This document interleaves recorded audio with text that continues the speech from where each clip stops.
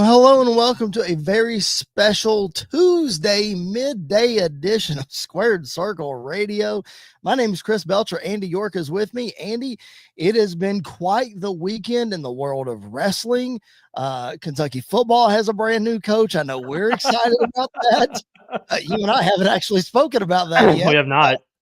We have a brand new football coach. We have a huge basketball game tonight.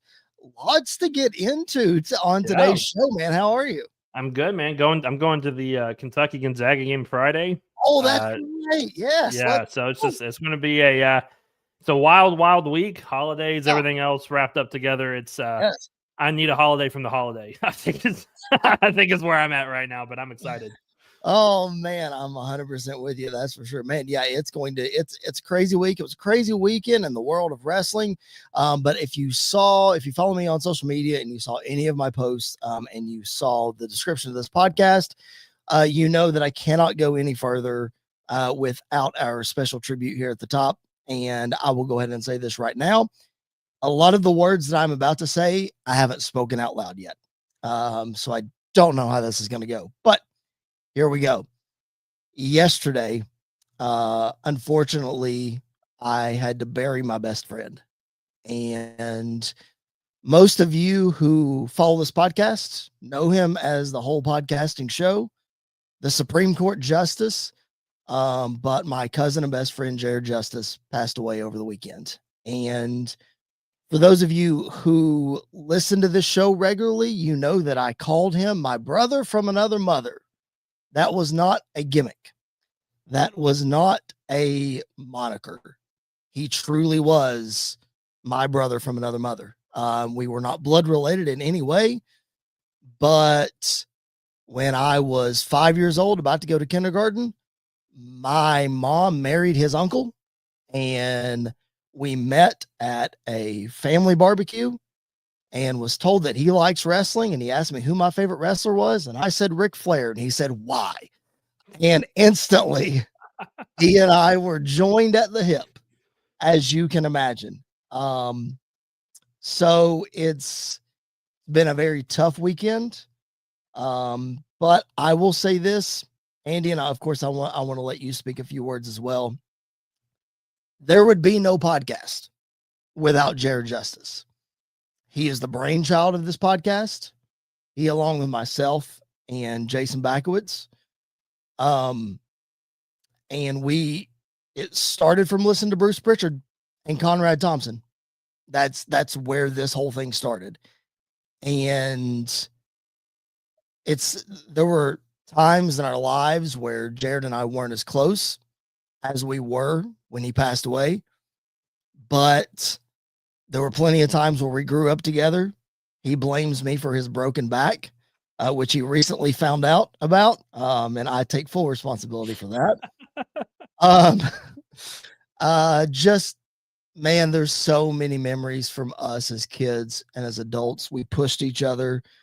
We loved each other, and we shared a love of pro wrestling again. And again, Andy, there would be no show without Jared, and there will be ways to where we continually pay tribute to him as this podcast continues. But Andy, this podcast will not die if I have anything to say about it. And it's all because of the impact that Jared had. And I know that you didn't know him nearly as long as I did. But Andy, you spent a lot of time with Jared as well. So I want you to, of course, share some thoughts and some feelings as well. Yeah. I appreciate you and Jared both for kind of adopting me in on this podcast. I wasn't here for the beginning of it, but I was a listener from the beginning. And, Chris and I go way back and always talked about wrestling, and just being able to be on here with him and to be able to do this just, has been so much fun to go. I always knew when Jared was on the show, we were never actually going to stick to the script. we were never going to talk about all the things. And the fun part was you never knew what he was going to say, but you knew it was going to be entertaining. And I think that's the thing that I'm going to remember the most. I go into that AEW show with you guys, the very first one in Nashville. I will never forget it because of him. It was so much fun. We went to wrestling shows together. We watched wrestling at your house all the time. We very different wrestling fans, the two of us, very different.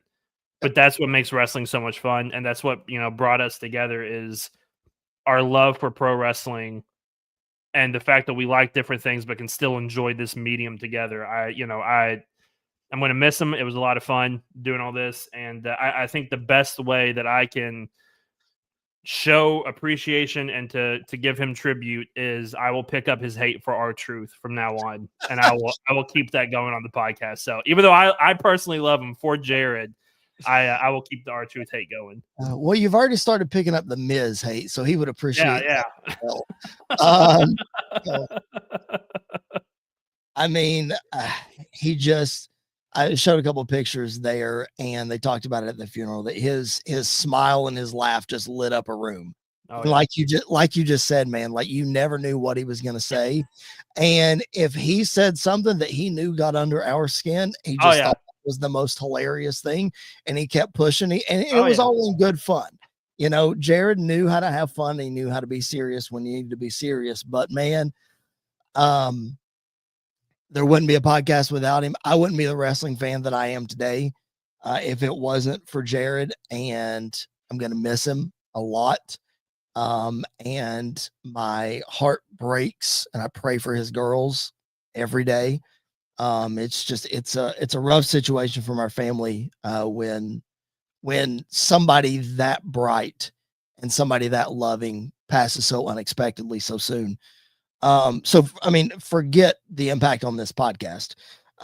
Obviously that's a big one. And this is the first podcast that I'm doing, knowing that he's not going to join on another episode, but, all that to say, we love him and we're going to miss him. And like I said, this podcast, as long as I have anything to say about it, will continue in his honor and in his name. And Andy, as wrestling fans, as much as we have shared together, I think it's only fitting that our brother Jared Justice on this podcast gets a 10-bell salute. So here we go.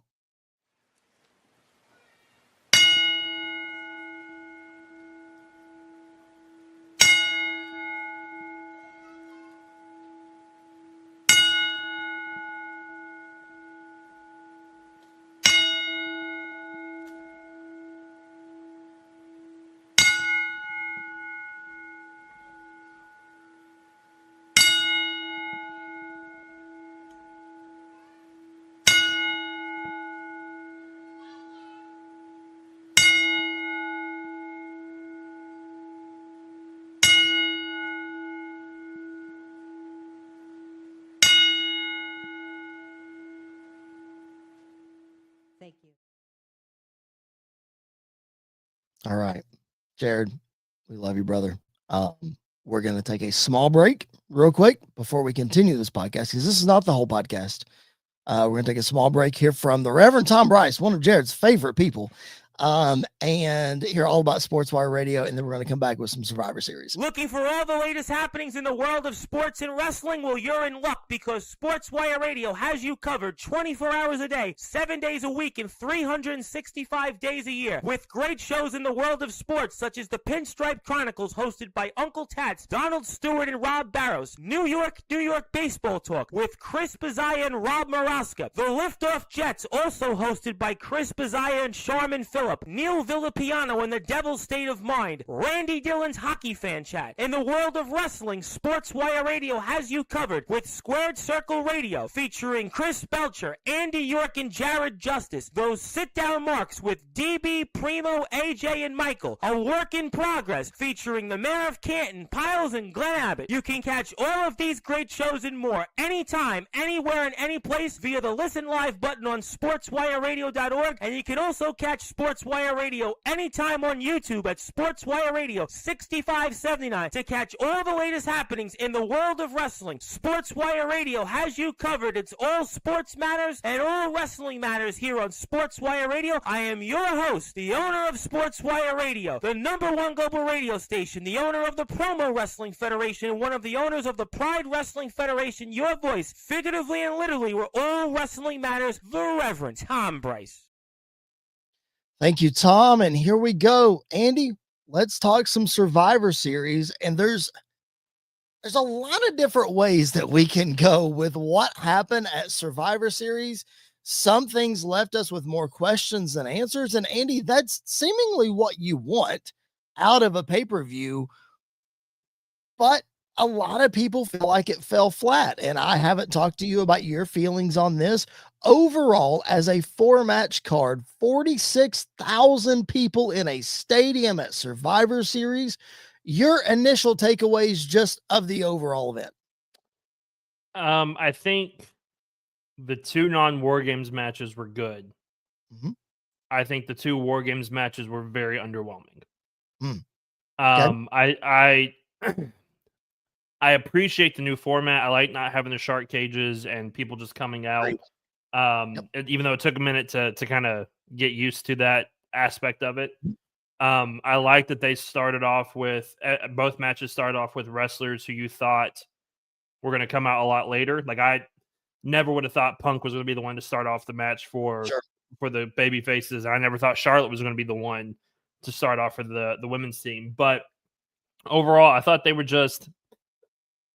it's a War Games match, and I think it lacked the war. Like I think it lacked the violence of it. And I know I'm the hardcore guy, and I completely get that. That's exactly what I was going to ask you. And I'm not going to paint you into a corner on this. I'm not going to trash talk AEW in any way. But do you think you, maybe along with a lot of the internet wrestling community, we just saw Blood and Guts not even 3 weeks ago, 2 weeks ago, probably.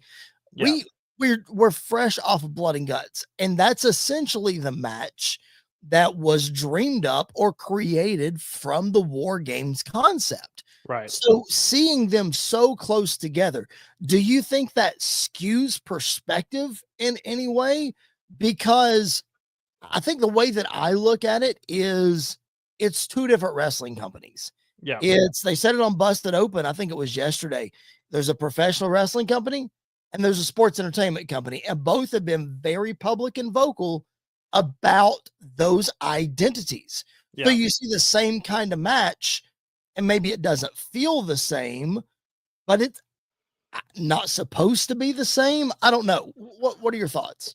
I completely get that. I was not expecting, like when I hear Blood and Guts, and especially when I see guys like Moxley and Darby Allin and Claudio and Pac and those guys in there, I know what I'm getting into. Like I know it's going to get a blood. You can't call it Blood and Guts if you're not going to have Blood and Guts. Right. Yeah. I think the only difference is we've seen within the last 2 years, WWE has stepped up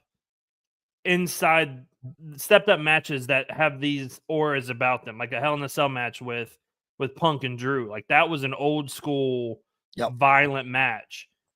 I think the last couple of War Games matches have even had some brutality and some moments in there. But there was nothing in other than Brock Lesnar just being in there and being Brock Lesnar and just throwing dudes around recklessly. I saw nothing that just made it feel like a War Games match. Sure. I even know Punk and Cody bled, but I think that was really bad blood packets that they used because it kind of just stuck and then nothing really happened after that. Right.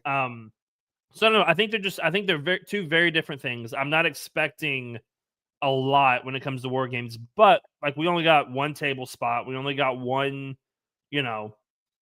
Did we even have a kendo stick? We had a chair in the ring for the kendo men's. Sticks in the women's for sure. Yeah, and trash cans. And trash cans. And then the men's, we had a chair and a table. Yeah. And I think that we could have done a lot more, especially since we have all the all-stars in that match as well. Well, and let's break that down. Let's start with the men's match. Oftentimes, Andy, WWE has said that the story means more than the match. So maybe that's why we did not get the action, quote unquote, Right. that many of us thought we were going to get. So let's look at story number one, and let's just look at the before, during, and after. And the match ended with what you see on your YouTube screen: Roman Reigns, CM Punk, and Cody Rhodes all face to face. Now, this is also the way that they ended their interaction on Monday Night Raw last week, with Roman, Cody saying it's his team, Roman saying you better get your team in check, saying that both those belts would look good on my shoulder. Which one? That's for you to figure out. And we see at the end of this match, Andy, that Roman helps Punk up. They shake hands. And he tells Cody, he doesn't shake Cody's hand. Cody gets up on his own. Maybe Roman felt disrespected by that. Roman says, we're never going to team together again. Cody says, I got you. Roman walks out. Cody inadvertently elbows CM Punk earlier in the match. So let's look at all those steps, Andy. There was no payoff to the elbow. Punk asked him about it at the end of the match, but there was no payoff to the elbow. Roman seemingly is okay with Punk, who stole his wise man and was inserted himself into the War Games last year. And he had a triple threat match at WrestleMania last year. Suddenly they're okay. Yeah. And it's Cody who he teamed with and was okay with at one point. And now seemingly he remembers Cody took his championship, but Cody didn't lose the match. Punk did. So Andy, help me make sense. I understand if you're going Cody Roman at WrestleMania, you should. You and I talked about that 2 weeks ago. If not now, when? I'm all for that. I just think we're stepping in mud puddles on the way there. I feel like we could get there a lot easier. Yeah, I think that was part of my issue with how the show went off the air, is you were just waiting for something. Because like you said, WWE is really good most of the time at advancing the story. Yeah. Even through the match, like they're advancing the story. And I feel like we got a random conclusion to Punk and Roman, even though there was nothing between the two of them in the match itself. And then now we've got issues with Cody and Roman out of nowhere again. Which again, there was nothing in the match to show. Like I don't understand why Roman would be mad at Cody and not Punk in this situation. Right. So I don't know if they know where they're going. Mm-hmm. I think they're trying to keep both options open. Because again, I guess Seth Rollins fine, or is he not? Like what's the case with that? So I think there's just a lot of things up in the air that they have to be vague because they themselves don't know what direction they're actually heading in yet. Before we talk about the Seth Rollins drama, let's talk about the actual conclusion of the match. I said on this podcast last week that whoever wins the War Games match, I thought it was going to be Brock Lesnar, is going to get a world title shot at CM Punk. Whoever wins is getting a shot. Well, that winner was Braun Breaker, not Brock Lesnar, who pinned CM Punk and is now going to face him at Monday Night Raw, first Raw of the new year, coming up in January. So where does Braun Breaker factor into all of this? I mentioned Brock Lesnar. Where does he factor into all this? Again, like you said, they don't exactly know where they're going with this. Yeah. Is CM Punk even an option for Roman Reigns to choose if he wins the Royal Rumble? Yeah, I think the way I can see it happening and the way I see it playing out is Roman or Braun and Punk at that Monday Night Raw show. Which, by the way, the promo Braun Breaker cut on Monday was one of the greatest promos of the year so far, because he It was raw emotion. That's what we want from Braun Breaker. Is that right there? He is an unleashed animal sometimes. And he's one of those that can stumble over his words, and it's fine. okay. Like actually, you want it's more intimidating. It's more intimidating when he did that. Exactly. I think at that show, Punk is going to retain because Seth is going to get involved. And you think Seth is going to cost Punk, and he's actually going to end up costing Braun. And I think that's the WrestleMania match, is Seth Rollins versus Braun Breaker. Okay.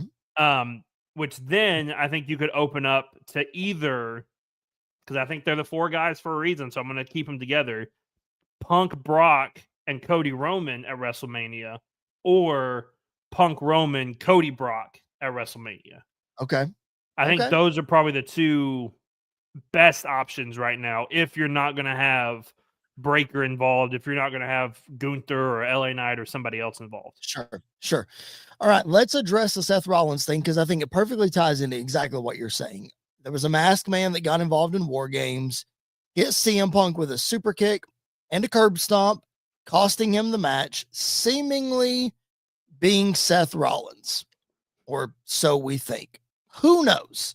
Lots of speculation online that this is Austin Theory, who we haven't seen in a long time on TV. Andy, I would probably say that, as we say with this world title picture, there's a bunch of different directions they could go. They could choose to reveal this several months down the road, and it's not Austin Theory. I do think it was Austin Theory playing the character.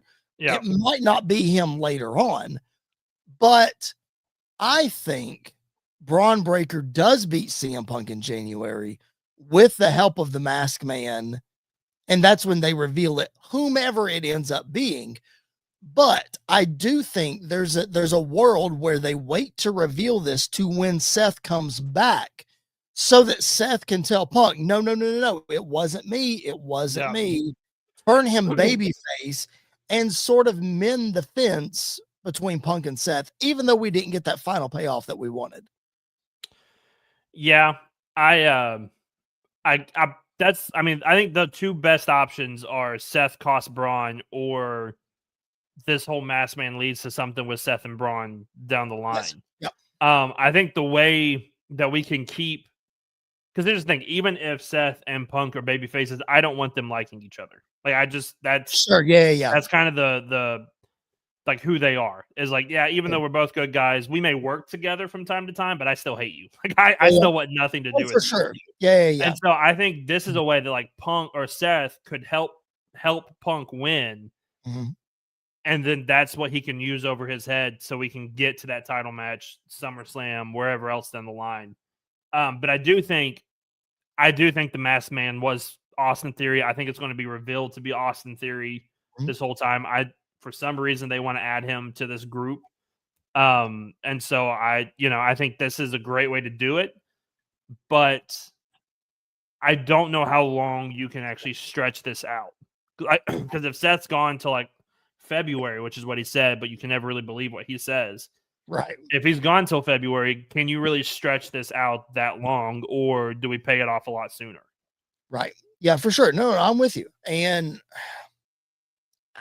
I don't know. Like I said, lots more questions than answers for sure, which is a good thing. Yeah. Because we want to be in the dark. Yeah. At the end of the day, like most wrestling fans, we want the unreal stuff. We want the this and we want the that. But at the end of the day, we all want to be entertained. I mean, the unreal stuff peeks behind the curtain and shows us all these things. We still want to have something to believe in. We still want to be entertained. After all, this is a movie, like they've said in the past. We're making movies, whatever it is. So all that to say, it's a muddy way to get there. It seems like there could be some obvious steps to take that you could, instead of driving in this pothole, you could have just veered this way and you would have missed it. But you want to drive right through the pothole and get a flat tire. That's fine. All that to say, Andy, I'm not ready, like the internet wrestling community is, to just sacrifice Triple H as Booker and this is the worst thing ever. Like, yes, the ending was underwhelming.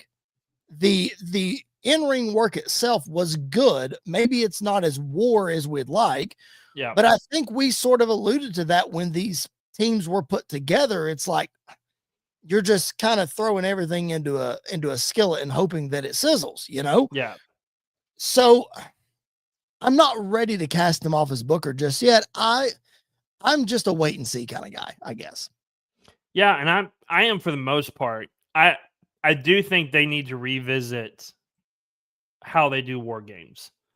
Because, and I know you don't like it when I give AEW credit on here, but I'm going to do it anyway. Fine.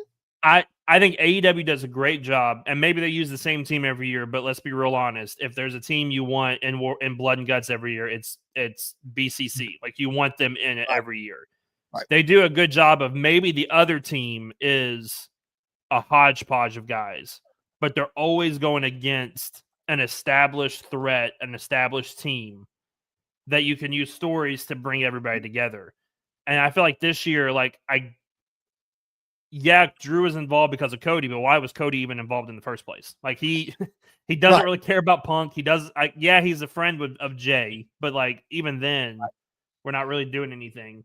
Well, if you believe the internet wrestling community, that should have been Jacob Fatu had he not gotten hurt. Yeah, which it's probably true.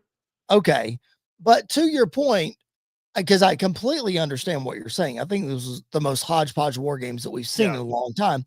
Every other war game since then was the Bloodline, some form of the Bloodline. So the last 4 years, let's call it, it's made a lot of sense. Yeah. Had Seth Rollins not gotten injured, I tend to think that Vision group would have been the same situation, but Rollins got hurt. Yeah. You know what I mean?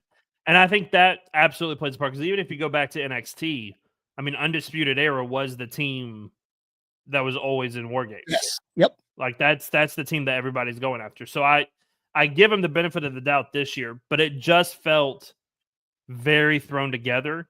And I think they could have got past that by, I mean, look, you've got Brock Lesnar teaming up for the first time since what, 2002? Something like that, yeah. Like, why did we not utilize him a little bit more by like putting him, he's in a cage. And what's like Brock Lesnar's MO is UFC cage fighting. Let him be in there. And like, he could have bloodied Punk. He could have bloodied Cody. Yep. You know, he could have, he nearly decapitated Jey Uso at that table. Yes, he did. So like, I think there was just a lot of missed opportunities to make it feel you've got all your major players in there outside of Gunther and Cena and like LA Knight. You've got all your major players in there. Why was it not more brutal? I think is kind of my issue with, at least with the men's war games. Well, let me just say this. As confusing as it might have been, and as underwhelming as the men's war games match was, let's talk about the women, shall we? Because Andy, the hodgepodge babyface team defeats the hodgepodge heel team. Now, look, this is a star-studded match as well. This is 10 of your absolute best women on the roster, if not your 10 best. Yeah. And I know that you're probably not going to have a women's faction like you do a men's, and that be the basis of war games. So I don't hold that against them. But Andy, at least with the men, we have several possible directions that we can go. To me, this women's war games match was completely overshadowed by the return of Liv Morgan. Because the return of Liv Morgan at Survivor Series, no matter if she aligned with Dominic Mysterio or not, she proved on Monday Night Raw last night that she is the star of the women's division. She outshined all 10, including AJ Lee, outshined all 10 of them at Survivor Series. Yeah, it was a weird one. I mean, you played this tension going in between Rhea and Charlotte, and there was none of that in the match. Like, there was none of it. Nope. AJ Lee, I love that she was in there, and she was in there because Becky needed to be in there, and that's a great way to put them two together. It made sense for the most part, fine. But she didn't do a whole lot. Nope. She got the win, which I could have guessed that was probably going to happen. Well, even at that though, Andy, she didn't need to get the win. No, because now she's made Becky submit twice. So when she does it in a singles match, it doesn't mean nearly as much. I'm not saying that Becky should have beaten her and that the heel should have won, but like, where do you go from there? Like, that's the singles match that we wanted to see coming out of this, and now it doesn't mean anything. Yeah, and it's probably the one we're going to get at Mania, if I had to guess. Exactly. So maybe they can do something between now and then to build it up. I mean, are we heading towards like Rhea and Charlotte at WrestleMania again? Or are we heading towards, I mean, there's nothing really coming. There's no direction for Nia Jax and for Lash Legend coming out of this. There's no direction for, I mean, the only direction is the women's tag team, which you've got Alexa and Charlotte. Right. And now it's even bigger because Judgment Day is back involved in it. So like I throw in Bailey and Lyra. Yeah. And it's like, which like I noticed last night, the closing shot of Raw, like the Raw women's division is stacked. Like it's very stacked because you've got Stephanie Vakira, you've got Rhea, you've got Io, you've got Asuka, you got Kyrie, you got Bailey, you got Lyra, you got Becky, you got AJ. Like the women's division on Raw is stacked. Yep. But I get trying to build the tag division, but like, why was Nikki Bella fighting for the title? Like, there's so many questions kind of up in the air when it comes to the women's division that I don't even know where to begin sometimes with it. Yep, I know. I think Nikki Bella is from the San Diego area, I think. So maybe you play into that. I don't know for sure. Yeah, that's true. Got a comment here on YouTube from @Ribshot. Thanks so much for being with us. If you haven't subscribed to the show, please make sure you do that. We are normally live on Mondays after Raw, but certain circumstances have dictated that we're live here today. So thank you for being with us. He says, I'm sure the War Games matches themselves used to be great in NXT. Feels like someone different is producing them now. Well, I mean, the same guy is technically in charge creatively, that being Triple H. As far as the match production goes, you have to assume that like Shane Helms and Michael Hayes and probably Abyss had something to do with the War Games match. I don't know for sure. The women's, I mean, that's 100% Tyson Kidd. And I don't know who the other Is Finley still a producer?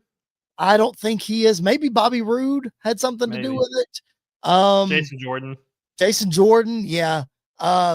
So I don't know. Those weren't the producers in NXT. I don't know all the producers in NXT, but it wasn't those guys. So, I mean, Comment makes a good point. It's different people producing them. But I also, Andy, I was going to bring this up earlier, but this comment just kind of sends me back into that space. NXT was always 4-on-4, not 5-on-5. Do you think that fifth person on each side is too much? Because it was always Undisputed Era and they had 4 guys and they never had somebody else join them. Yeah. The first year it was 3-on-3-on-3. Correct. Which was weird. Yes, that was so weird. Yeah, I guess it was 4-on-4. Yep. I think I want to say the last one they did where it was like Team Black and Gold versus 2.0, that was 5-on-5. Yeah. But every other one was 4-on-4. See, but I think this is the first year where like that may have been the issue is that there was too many people. But like last year I didn't have a problem with it. Because you added Sami Zayn, you added Punk, you added some other guys. I think what made the NXT one so great is the stories going into them were always great. Like the stories going into them always made you feel invested, but they also knew how to make it brutal and keep it PG at the same time. Sure. Like I think that's what this one both was missing. Like, yeah, the trash can spot was really cool because she had a swanton bomb and she was blindfolded basically. But we've seen that 4 years in a row now. Like we can do something different. Right. So like there was nothing in either one of them that we haven't seen on just a regular Extreme Rules, no DQ match on a Monday Night Raw. And I think that's kind of the issue with it. Right. No, I agree. Yeah, there were good matches. Yeah. They weren't 4-match pay-per-view, 46,000 people in a stadium, but here's what's crazy. Take War Games away. Make it a traditional 5-on-5 Survivor Series match, and you have the same exact match. Exact same result. Yep. And I think that's part of the problem. Call it no DQ and just end of the day. Yeah. I mean, the 5-on-5 that we got on Friday was awesome. Yep. I think you could have not done War Games this year and done that and had the exact same thing happen. Yep. I agree. So back to my original point before we move on, because we got to talk about John Cena tournament. We got to talk about that kind of stuff. Liv Morgan returning to help Dominic Mysterio at Survivor Series defeat John Cena to win back the Intercontinental Championship.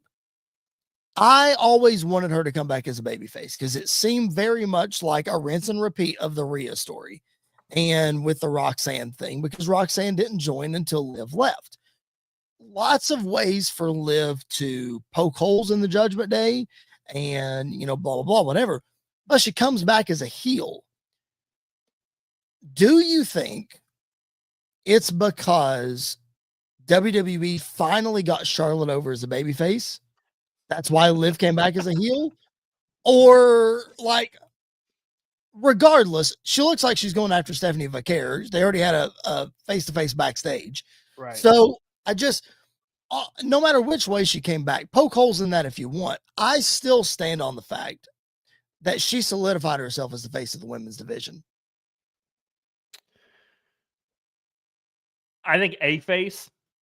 Okay. Because I think if Rhea was gone for the same amount of time and she came back, I think her reaction would have been probably even louder. Okay.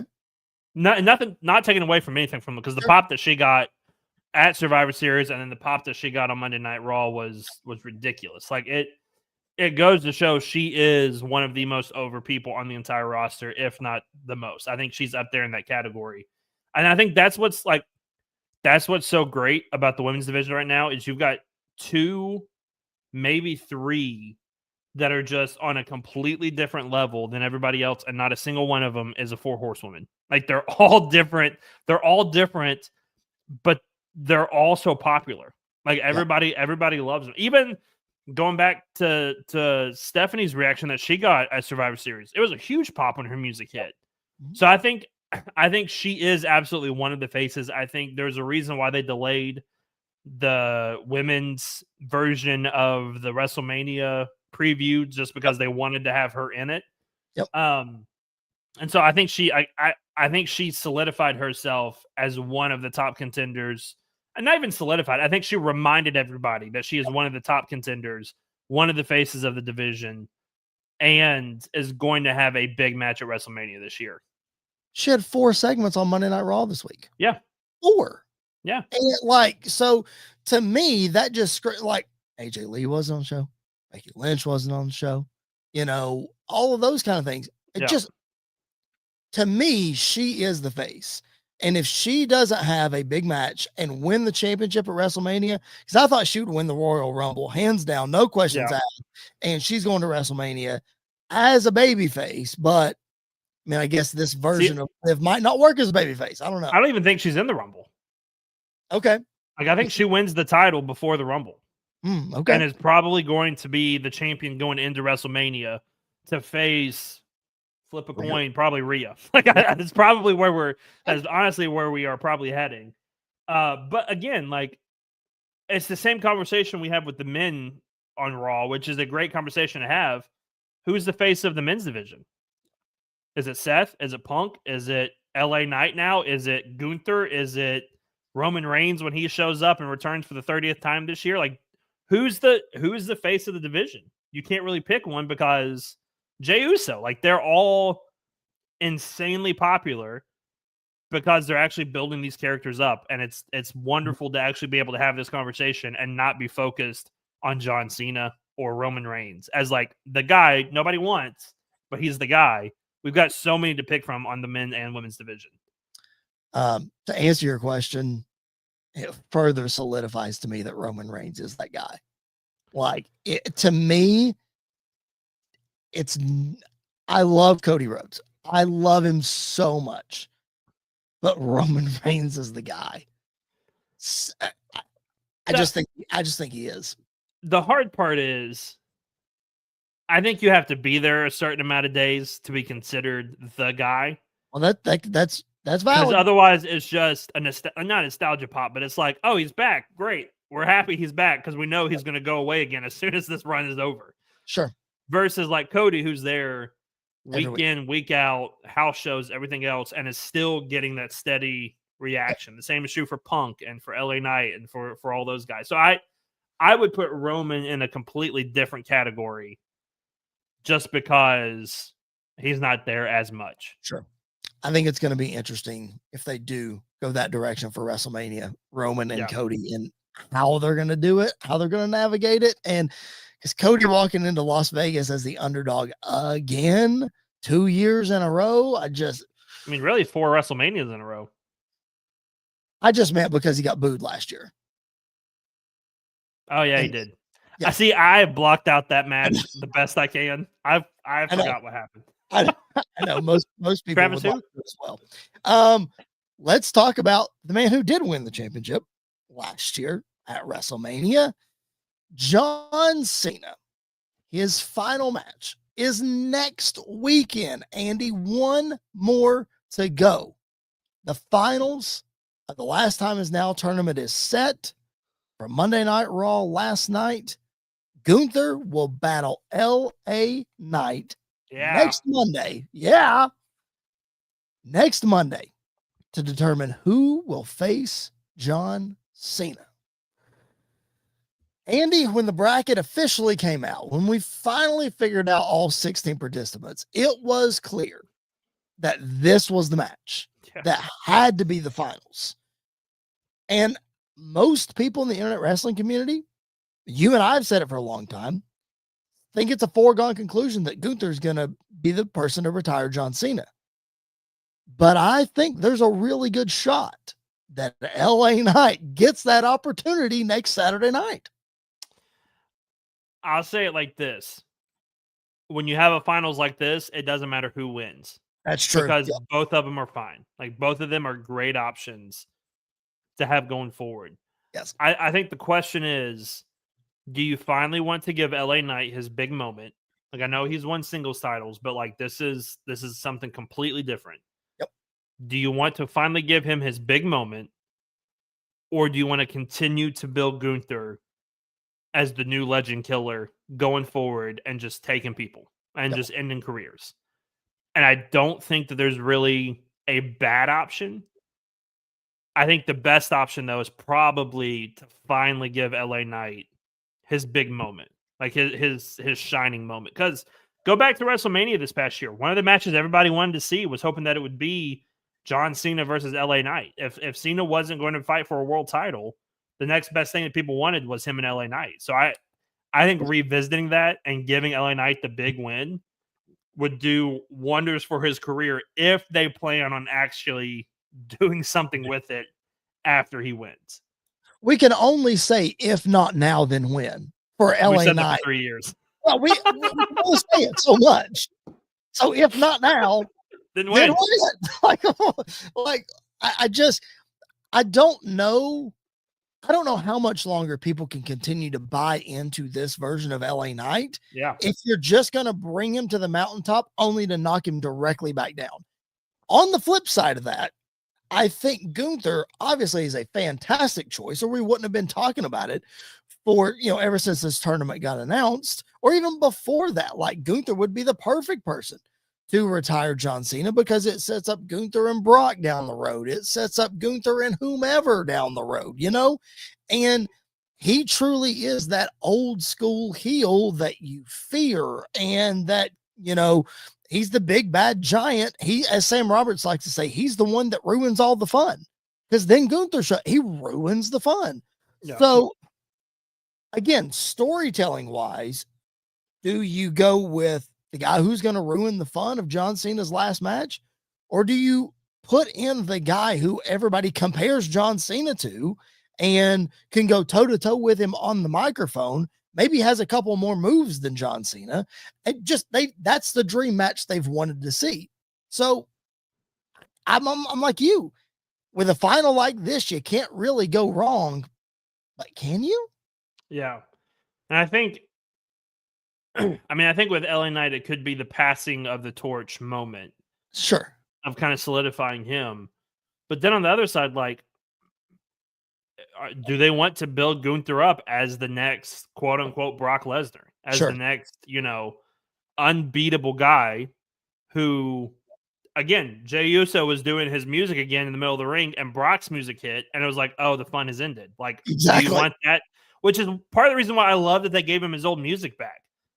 Yeah. Because, like, yeah, it's like an old school, like a classic song, whatever. But it's like what a bad guy would listen to when he comes down to kill the good guy. Like that's something that is in my head. Yeah. So I think, again, I don't think there's a wrong option, but they have to look past next Saturday. Yes. And decide what is going to happen from here.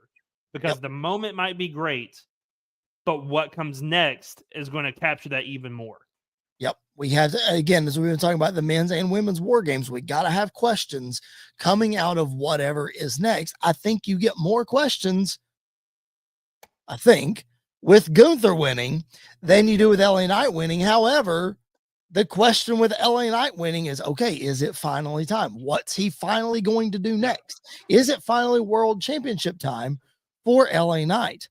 Ribshot still in the chat with us. Thank you so much for hanging with us. If you're live with us, and you have thoughts, comments, questions, drop them in the chat. We'll be sure to address all of them. We appreciate you doing that. I think you should have seen his last match against a heel, he said. I mean, traditionally, that makes sense.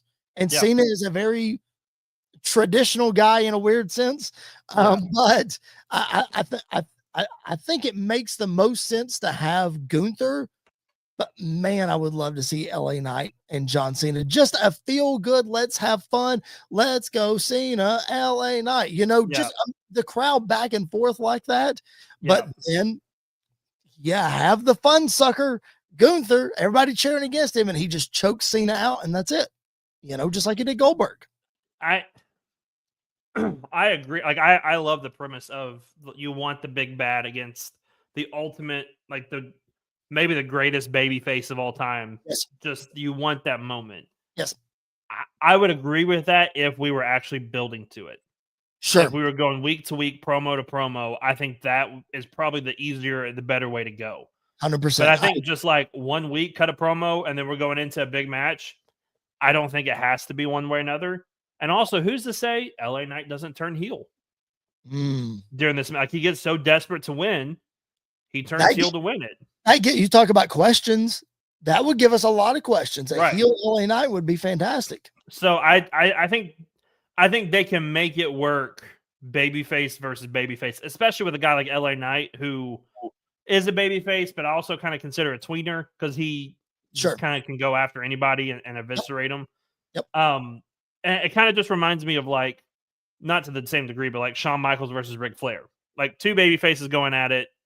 Kind of, you can kind of make it work in that moment if you need to. Yeah, for sure. Let's briefly, before we get out of here, appreciate you guys being with us on a midday episode of Squared Circle Radio. Quickly before we get out of here, Andy, I have to acknowledge the two other participants in the semifinals. Solo Sikoa versus Gunther was incredible. Oh my gosh. I'm telling you, I know you've hated on Solo Sikoa before.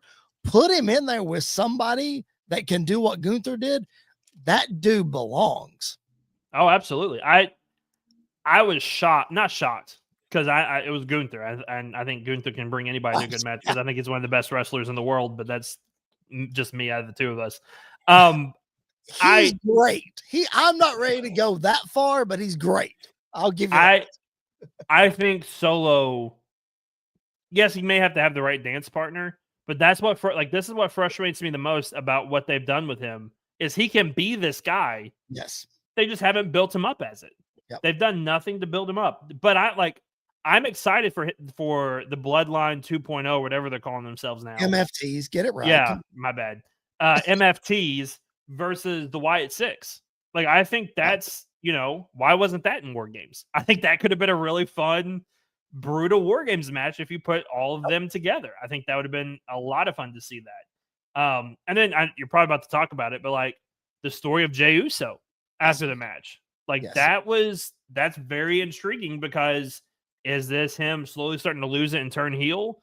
Are we going to get another really bad Jimmy versus Jey match at WrestleMania? Like what's the story for Jey Uso coming from here? But it's the most interesting thing he's done since winning the Rumble. And I think that's really important for them to do that. Agreed. I mean, throwing the tantrum that he did and then basically saying that Roman was right. Those titles look better on his shoulder than they do mine. So I honestly, this could be WWE trying to play damage control of all the dislikes that they're getting or whatever on Jey and to try to make people feel sorry for him and build him back up. Maybe. I don't know. But maybe. Well, I don't know. We'll see. I'm interested to see where they go. I want to see him turn heel.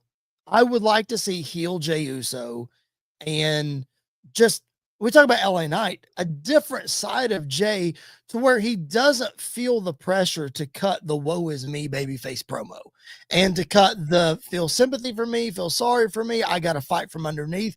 No. I'm Jey Uso. I'm one half of the greatest tag team of all time.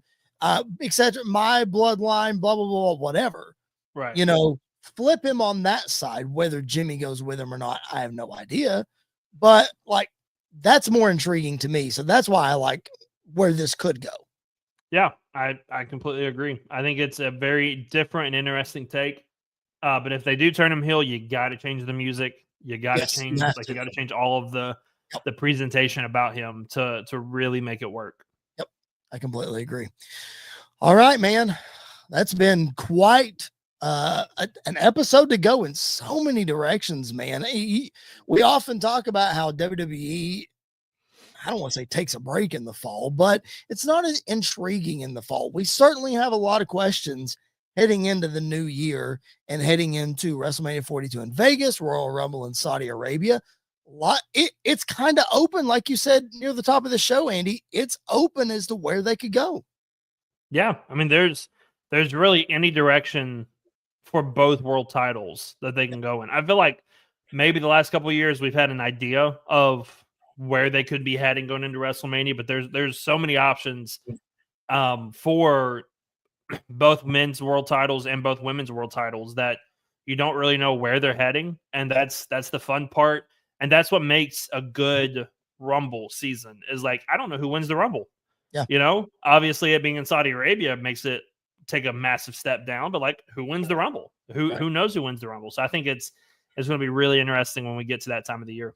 Yeah, it definitely will. We're going to be right here for you covering every single bit of it. I know we're live on a Tuesday right now. Normally we are right after Monday Night Raw on Monday nights right here on our YouTube channel, or if you're listening on podcast, that's fine too. Just make sure you subscribe wherever you find your podcast.